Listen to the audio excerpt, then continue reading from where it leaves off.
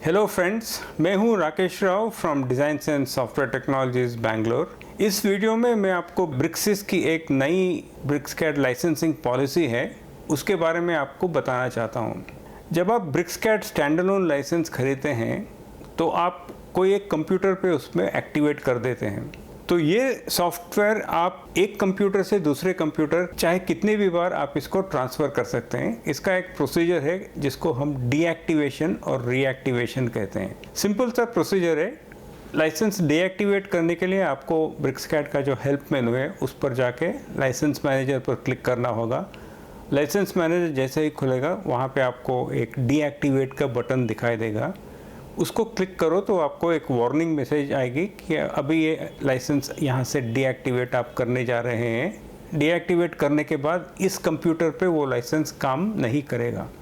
तो deactivation successful होने के लिए आपको इंटरनेट के साथ कनेक्टेड रहना ज़रूरी है। जैसे आपने इंटरनेट के साथ कनेक्टेड रह के ही एक्टिवेशन भी किया था, उसी तरह डीएक्टिवेशन के वक्त पे इंटरनेट ज़रूरी है। डीएक्टिवेशन सक्सेसफुल होने के लिए आपको फायरवॉल या कोई प्रॉक्सी सर्वर, एंटीवायरस भी आपको चेक करना होगा, कहीं इसके वजह से डीएक्टिवेशन रोक ना जाए।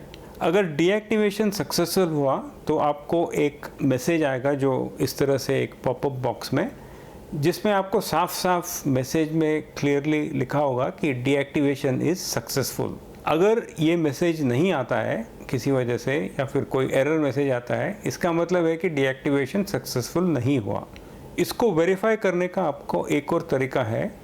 आपका जो यूज़र लॉगिन है, कस्टमर पोर्टल पे यूज़र लॉगिन है www.brixis.com में, तो वहाँ जाके भी आप पर्टिकुलर लाइसेंस की के अंदर जाके वहाँ पे चेक कर सकते हैं कि इस लाइसेंस के कितने एक्टिवेशंस हैं। मान लो पहले अगर एक एक्टिवेशन या 2 एक्टिवेशन जो भी था और अभी आपने सक्सेसफुली एक एक्टिवेशन को डीएक्टिवेट किया है, तो वहाँ पे वो रिड्यूस होके या तो 0 बताएगा या 2 लाइसेंस से तो 1 बताएगा। तो मतलब डीएक्टिवेशन का इंफॉर्मेशन आपको यूज़र पोर्टल से भी मिल जाएगा।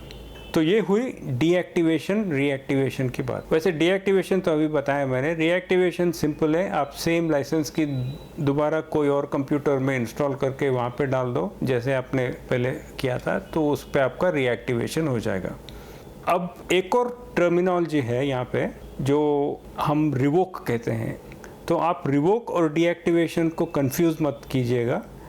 रिवोक का मतलब है आप फोर्सिबली लाइसेंस को कैंसिल कर रहे हैं। कैंसिल करना मतलब मान लो आपका कंप्यूटर फॉर्मेट हो गया और आपने डीएक्टिवेट नहीं किया उसके पहले, या फिर कंप्यूटर चोरी हो गई, या फिर कंप्यूटर आपने किसी और डिपार्टमेंट या किसी और बंदे को ट्रांसफ़र कर दिया और उसका एक्सेस नहीं है आपके पास, तो इन सब स्थितियों में आपको फिर रिवोक का एक ही ऑप्शन बचता है। तो रिवोक में क्या है कि आप अपने कस्टमर पोर्टल पे जाएंगे, आप वहाँ पे लॉगिन करेंगे और जो आपका लाइसेंस है उसके ऊपर एक आइकॉन आएगा, तो आइकॉन क्लिक करके वहाँ पे रिवोक का ऑप्शन आपको मिलेगा। तो वहाँ भी आपको एक वार्निंग दिया जाएगा कि सिर्फ 2 रिवोक ऑप्शंस आपके पास हैं, और अगर दोनों रिवोक ऑप्शंस आपके यूज़ हो चुके हैं उसके बाद आप तीसरा रिवोक नहीं कर सकते हैं। ये खास करके आपको तब इफ़ेक्ट होगा अगर आप मेंटेनेंस में नहीं है, मतलब आप एएमसी में नहीं है। जब आप पहली बार ब्रिक्सकैड खरीदोगे तो आपका 1 साल का एएमसी ऑटोमेटिक मिल जाता है आपको।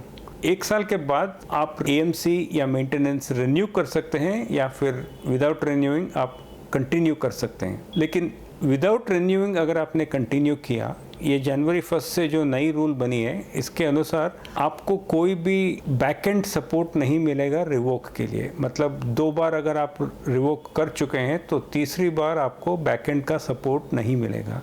आपके पास फिर एक ही ऑप्शन बचता है कि आपको फिर जो अपग्रेड है वो खरीदना पड़ेगा।